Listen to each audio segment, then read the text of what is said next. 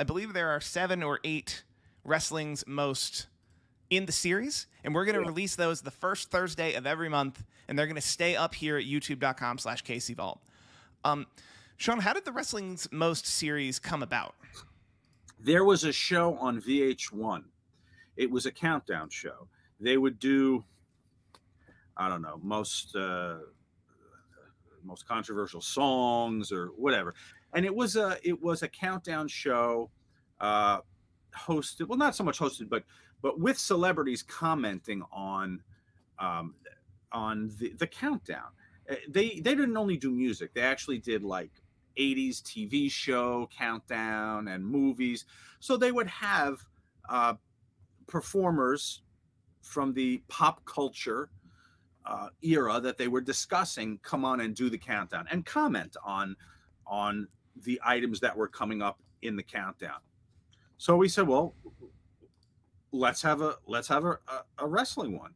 And the way we were able to do it was we would shoot, because we were shooting, I mean, at one time at our busiest, we were doing 18 full-length shows a year.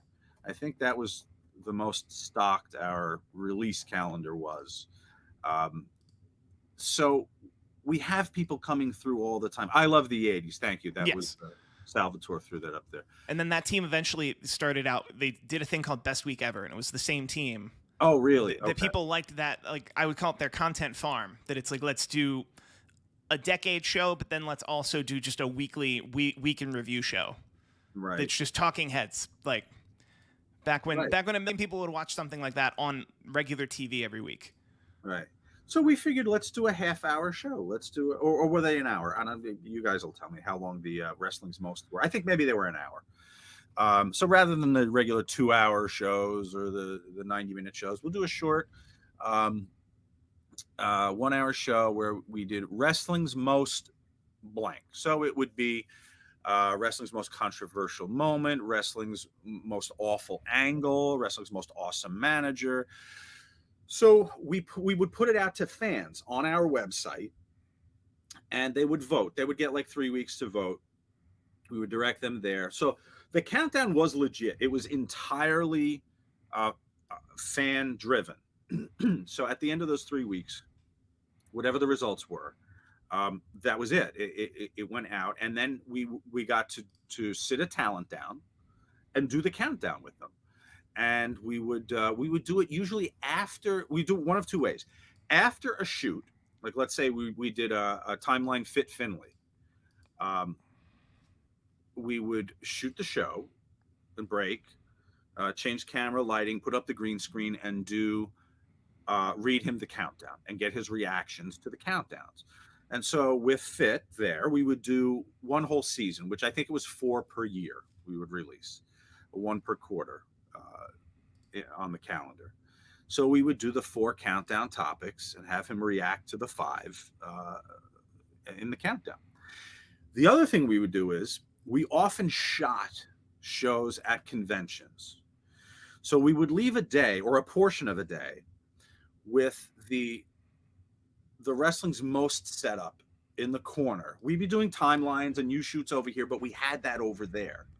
So that when we had breaks in the production schedule, like in between a U-shoot and a timeline, because I didn't have enough to do that day, we try to grab a talent and run them in for a half hour and shoot their countdown segment. And then they'd go out and we grab another talent and run them in. And that allowed us to get access to people that had never been on KC shows, like Abyss, who at one point, he was doing the Joe Park thing, but I knew he was a fan, and I knew they'd never let him do a full show.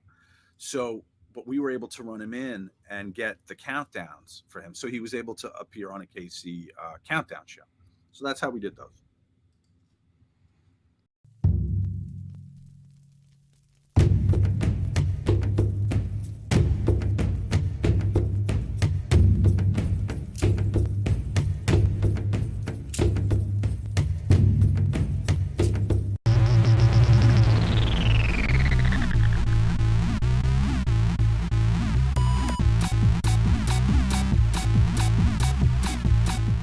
A wrestling company may have a great roster of wrestlers, but if there's nothing compelling happening in between the matchups, nothing interesting for us to watch and follow, then no one's going to care. These days, there are rooms full of writers, tightly formatting each show, right down to the very words that come out of other wrestlers' mouths during interviews. But for years, companies only required one man to control the entire creative direction of the promotion. These bookers not only decided which wrestlers would fight each other for maximum potential in the ring and maximum profit at the box office, but they also came up with the motivation behind each confrontation. The most creative bookers were often the people responsible for what you saw on TV and at the arenas that kept you coming back for more week after week. We gave you a list and you voted for your top 5. Here's the countdown.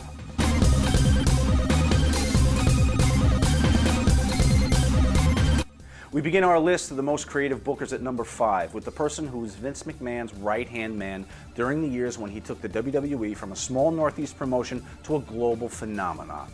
Your votes are in, and number 5 is Pat Patterson.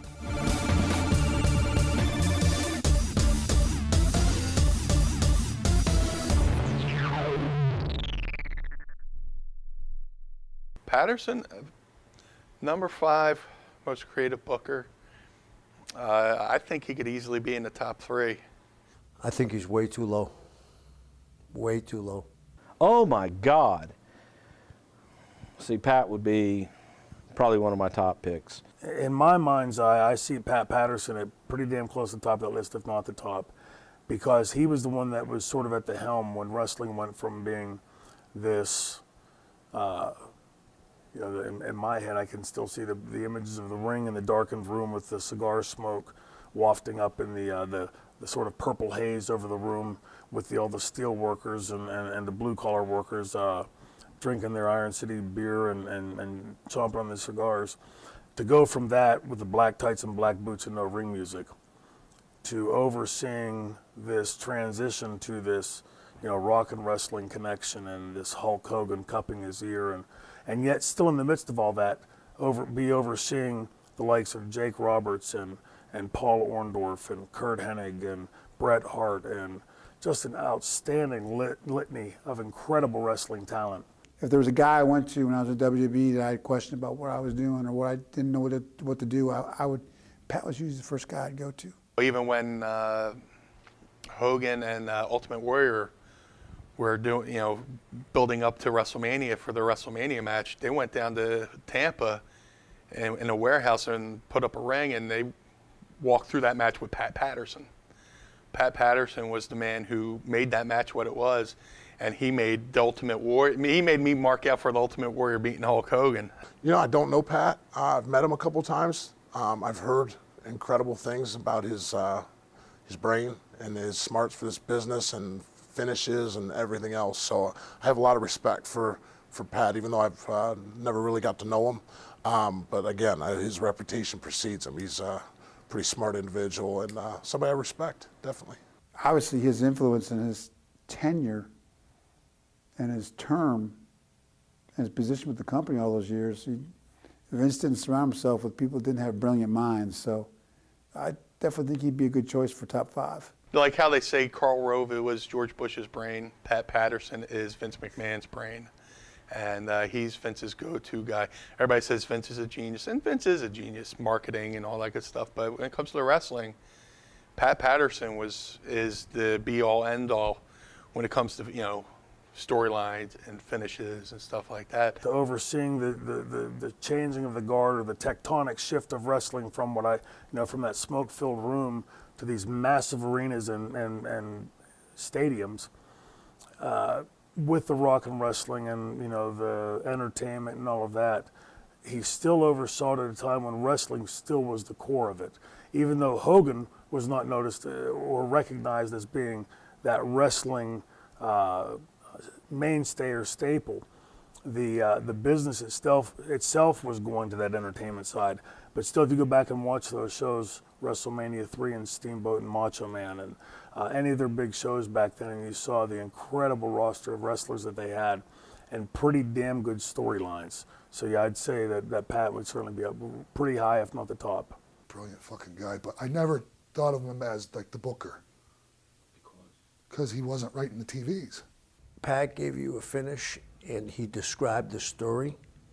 Pat had you buy into the finish, buy into the story. But Pat could put guys together and get the most out of their matches by interjecting just little things. But the other thing, Pat had vision and saw way down the line. Pat Patterson's probably the most creative person I've ever had the ability to work with. Pat, great finish man, great idea man, told the story from A to Z, and he wanted to know, okay, wait a minute, you're at F, I want to know what you're doing at D and E to get there. Genius. Chris Jericho actually used this in his book, but I always refer to Pat as the Yoda of wrestling. Like, you know, for all like Jedi, like he was the Yoda. Pat's mind is brilliant, and it doesn't matter if it's 1963, 2003, 2033, Pat's ideas work. Pat Patterson, both the fans and to those of us in the business, was one incredible professional wrestler. Didn't have the body, but that to me was the beauty of wrestling at that time. Didn't have to have the steroided up body or, you know, the perfect hair, the movie star looks or whatever. Pat Patterson looked like one of the steel workers sitting in the stands. But when you get in there and watch that son of a gun get in that ring and bump around and build the heat that he could build as a face, or even like in the Sergeant Slaughter angle whenever he broke the Cobra clutch and, you know, there was the, you know, when he got hit over the head with the pitcher and everything, was an amazing performer. Those guys at that time, they were forced to be creative and they were forced to do things just on the fly. It wasn't that they could sit down and say, all right, I'm going to do this. You do this. You look this way. I'll raise my hand. I'll say my catchphrase. I'll wear my T-shirt. It wasn't. It was organic. And in life, some of the best moments we ever experience are organic.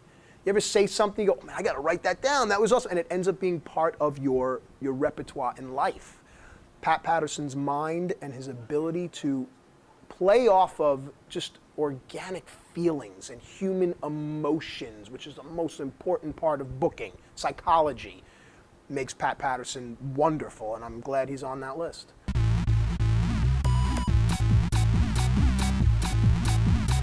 Number 4 on our list of most creative bookers is the man who many people felt could have been the guy to take down Vince McMahon in the 1980s if only he had the financial backing and was able to go toe-to-toe with the Titan juggernaut.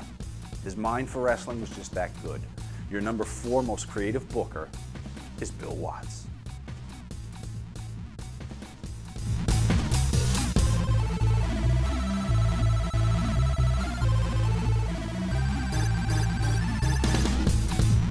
I could definitely see Bill Watts at number 4. Yeah, he's awesome. But just for that time. Bill Watts belongs on the list. Bill Watts was a disciple of Eddie Graham, so yeah, Bill belongs on the list of iconic bookers, sure.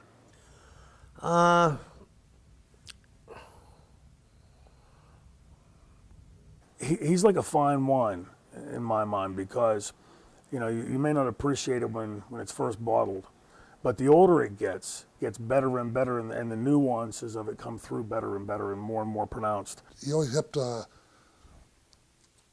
reality as part, you know, he was into the, you know, things being credible and, you know, the work being solid.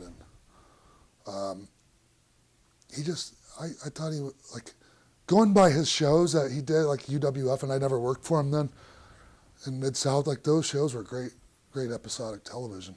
Bill Watts made some of the most episodic television. You know, even to, you know, I remember being a kid, you know, and I was a wrestling addict, and I would scan my TV station, you know, back, you know, even when you had to turn dials and stuff like that, I would scan the channels for pro wrestling. You know, I knew WWF was, you know, at one time, then it was WWF on the other channel, and then, oh my God, we got NWA. But then I was like, what's this? You know, I even watched wrestling from Hawaii. That's how hooked I was.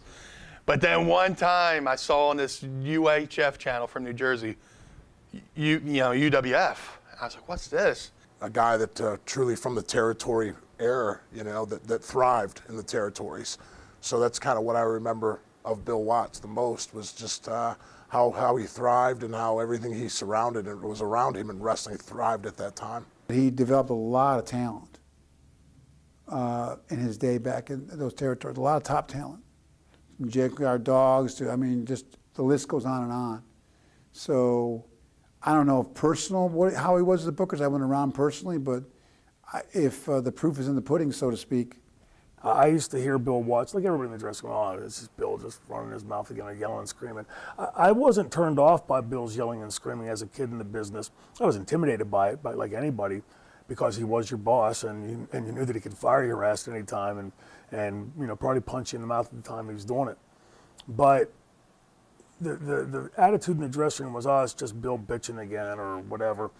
He's just bitter because he didn't make the money. And there were all these little, whispers around the dressing room. But the older I get and the more I've seen in the business and where I sit now as a 34-year veteran, damned if he wasn't spot on right about all the things he said. Obviously never worked with Bill or for him. I met him a few times. I know his son real well. And worked with his son a lot in early TNA days. Met Bill a couple times. Again, a lot of respect for what he was able to accomplish. Bill Watts' strength was being able to tell a story and paying attention to detail, and being able to articulate exactly what he wanted to the talent and then get everything out of them. At the time that he had to sell to Crockett, he was working his ass off to find the funding to try to go national with UWF. You can always ask about the what ifs, but what if he had found somebody with equal, like say a Ted Turner, for instance, at that point? Because if you go back and watch, to me, from my taste in wrestling, the UWF wrestling show was pretty damn compelling and entertaining to watch. It was great wrestling.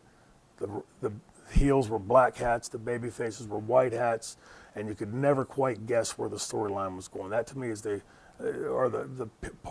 vast portion of the best parts of a great wrestling show, storyline, match.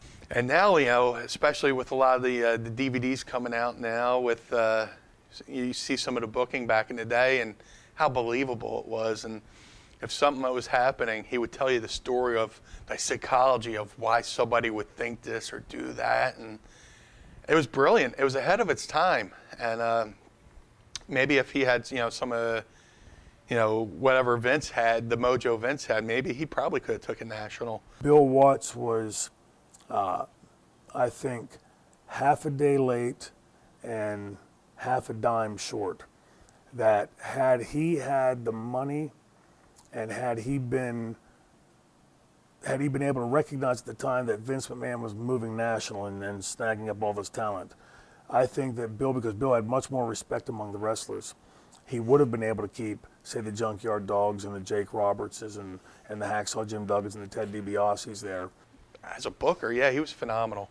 Yeah, number 4, yeah, maybe even number 3. And again, I'm reserving this, to see who's the top 3, but Bill Watts was awesome. Another one of the Bill Watts mantras was, we ain't curing cancer and we're not splitting the atom. Black hat, white hat, that's wrestling. If you apply that today and you see how bad the product is today, that's the fans, what I'm hearing from 100% of the fans on the road, not my opinion, although I happen to agree with it. Apply that, black hat, white hat, and see how ill-fitting that is today, how that just doesn't fit to the business today. A lot of people talk about Bill Watts and his style, and I had the pleasure of getting to know Jim Ross, and Jim Ross will always tell you Bill Watts he will tout his wares. For me, the telltale sign is that during Bill Watts' heyday in the Mid-South, it was a racially divided territory, black and white. So Bill Watts would put guys like Ernie Ladd and the Junkyard Dog on top.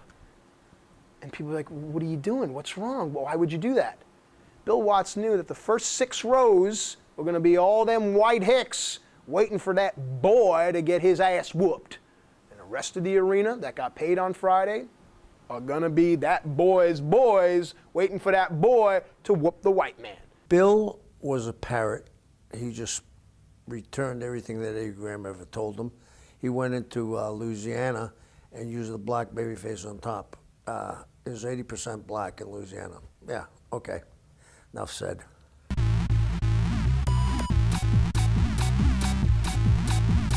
The next person on our list, the most creative bookers, is sure to cause some controversy. Fans seem to either really love this guy or really, really hate him. There's usually no middle ground, bro, except here where it's number 3, which is right in the middle. And again, number 3.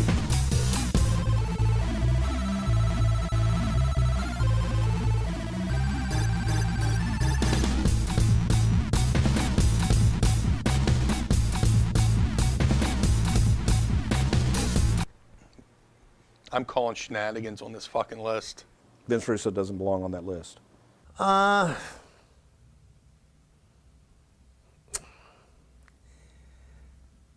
not sure I'd rank, although I'll stand up front, I like Vince very much. I consider him a friend.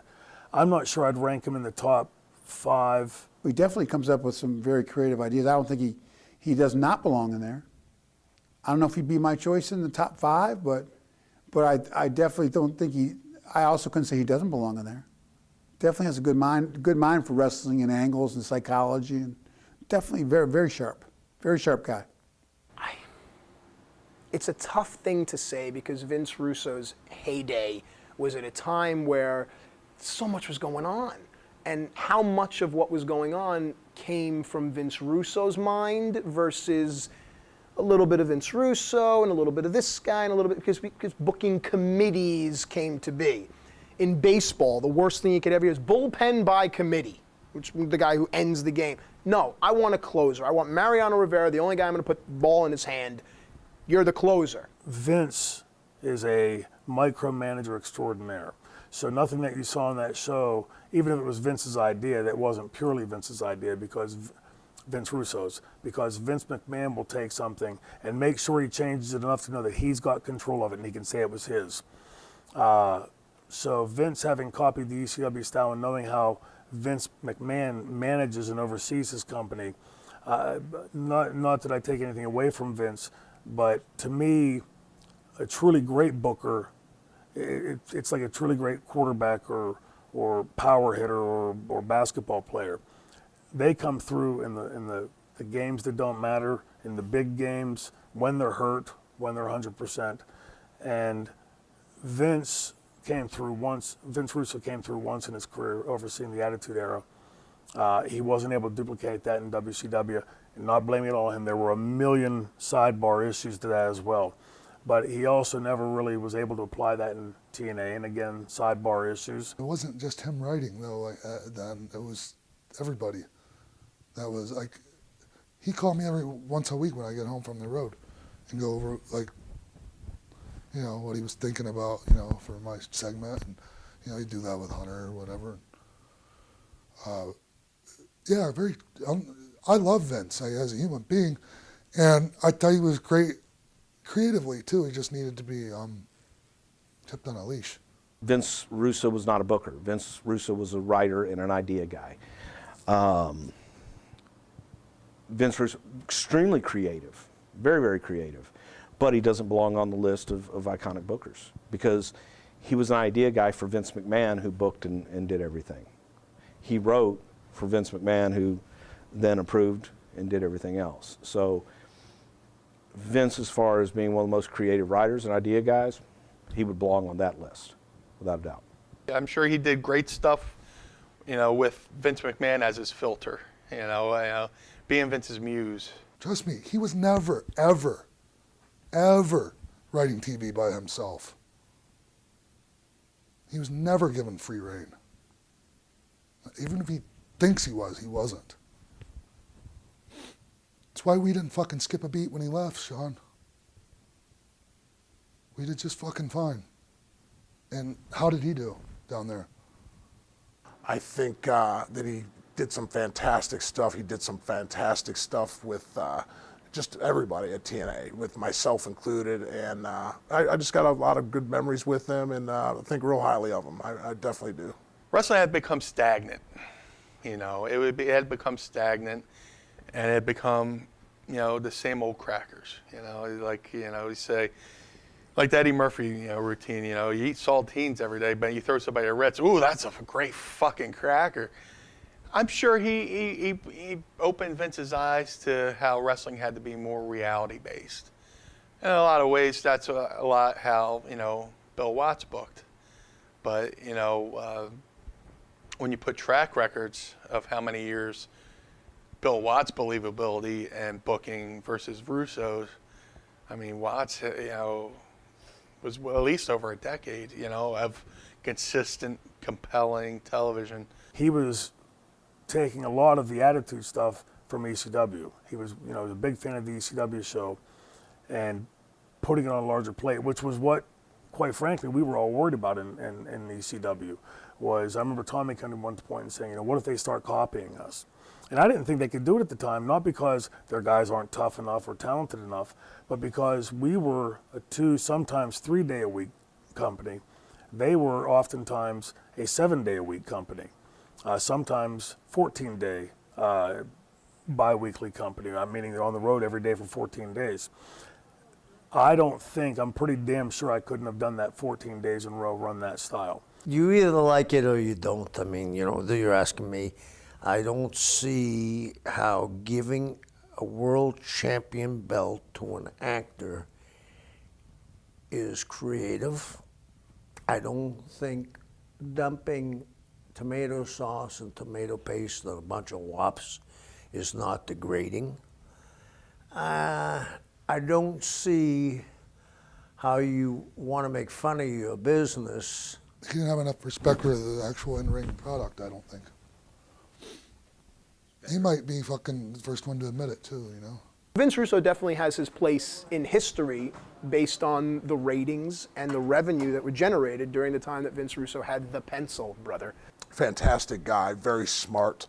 I honestly think that that Vince took a lot of heavy criticism and probably more than he should have. And I think a lot of it was internet driven and so forth. But I think that, you know, there were certainly some mistakes made and so forth. But I think the guy took a lot of undue, unjust criticism and so forth. Obviously, he had a strong track record with WWE and his role there.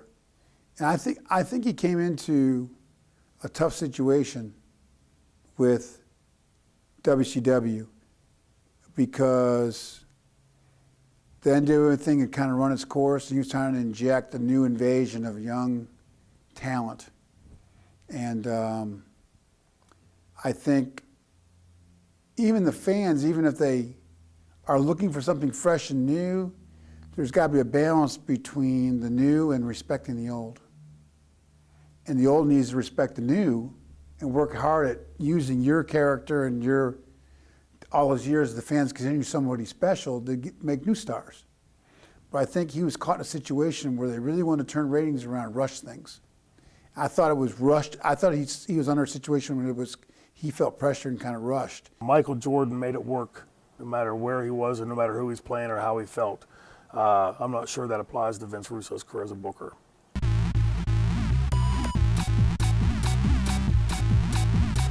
Number 2 on our list of most creative bookers is a real student of the business. He used his knowledge gained growing up as a passionate fan, up through his career as one of wrestling's most awesome managers, to become one of wrestling's most creative bookers. The man you voted number 2 is the certifiable James E. Cornette.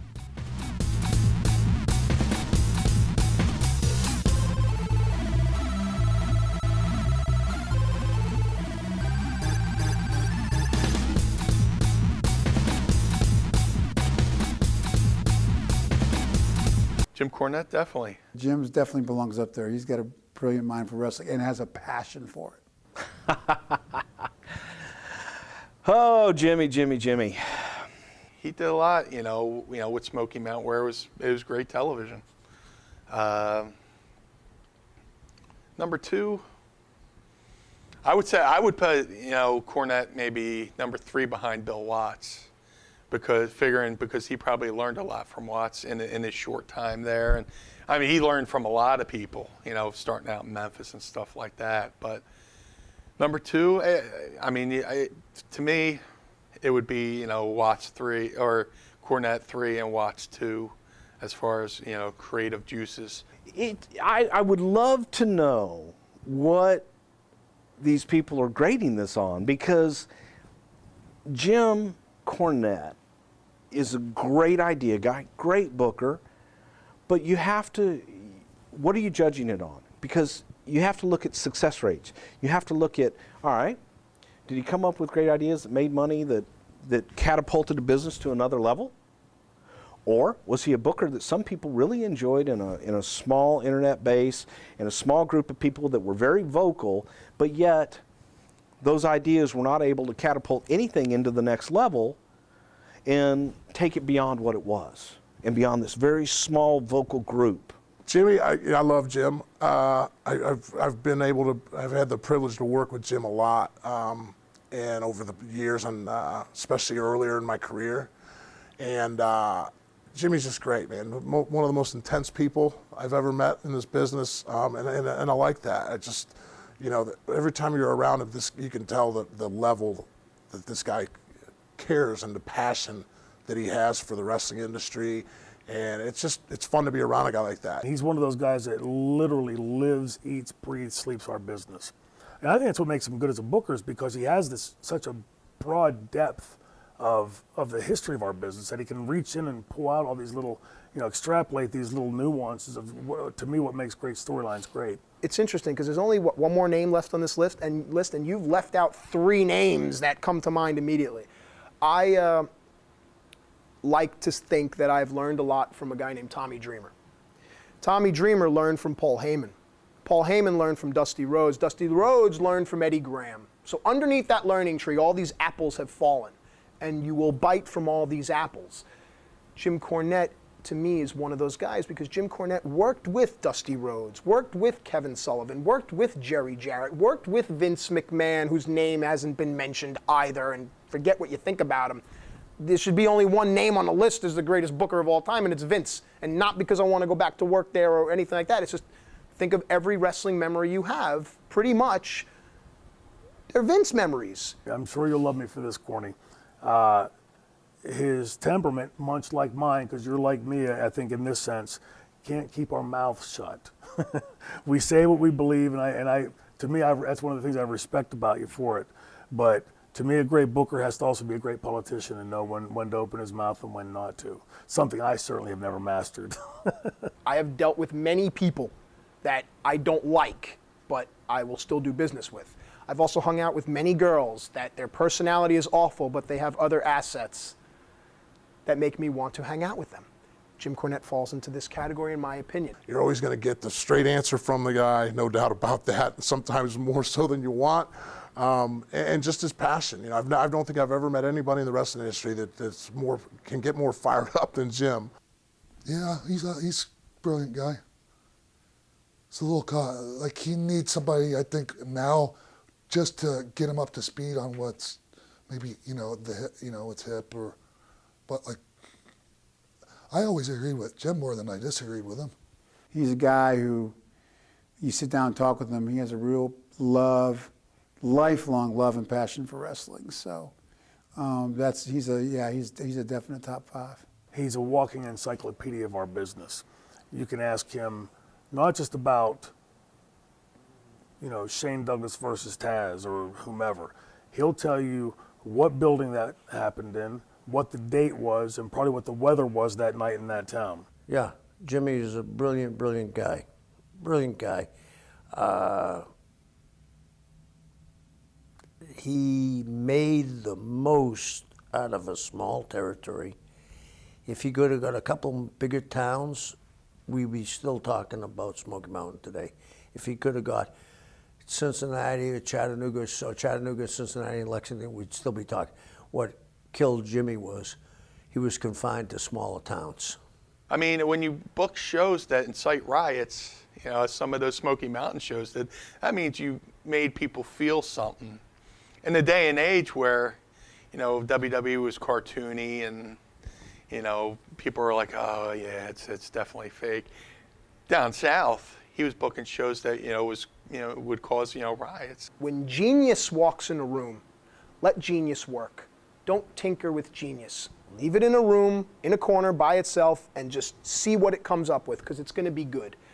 Cornette has the beauty of being the old school booker, but still able to place that on top of things like Ring of Honor and TNA. I personally think Jim Cornette is terrific, very creative, and a hell of a booker. Unfortunately, sometimes Jim would be his own worst enemy because he didn't want to get out beyond that, beyond his comfort zone and beyond what he wanted. So that, I would have put Corny a lot lower on the list, definitely below Pat Patterson for sure.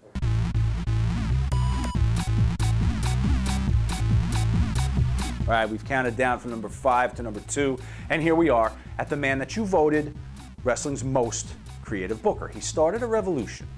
It took the entire wrestling world by storm and changed the direction of both major U.S. promotions during the 90s. The influence of what he created is still evident within the wrestling industry today. The man who's got the top spot, your most creative booker, is Paul Heyman.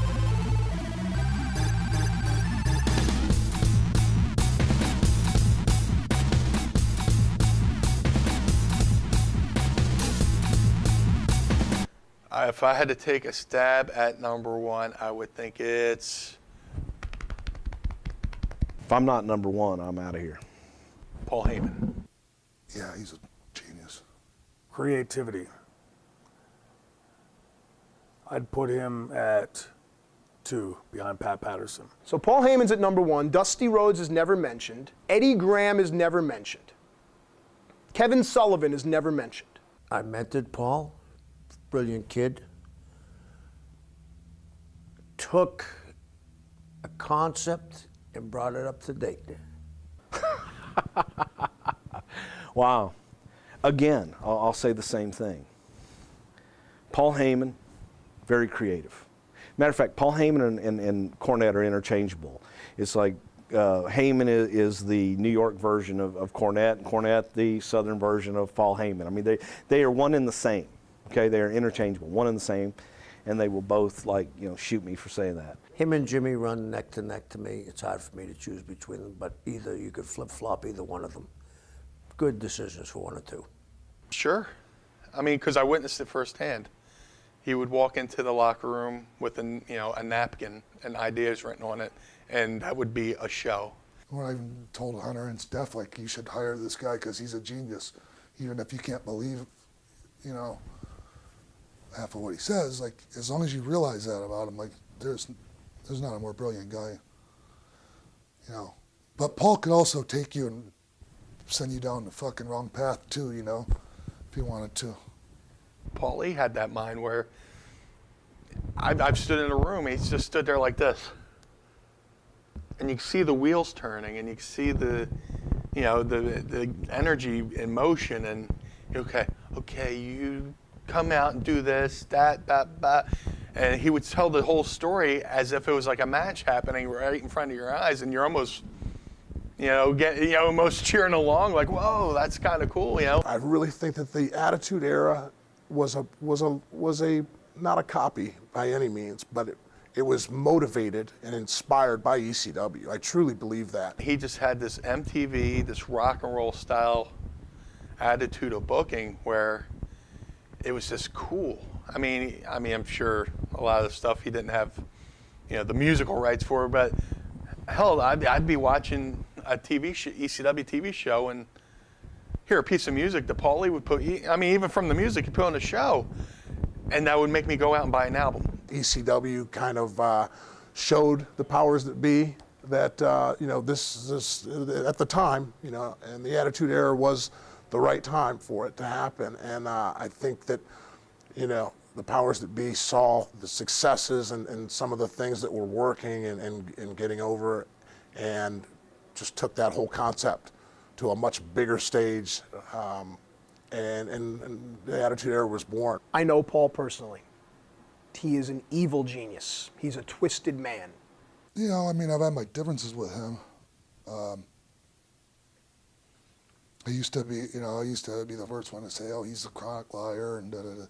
And maybe that was the past, but I'd like to think people can change a bit, you know.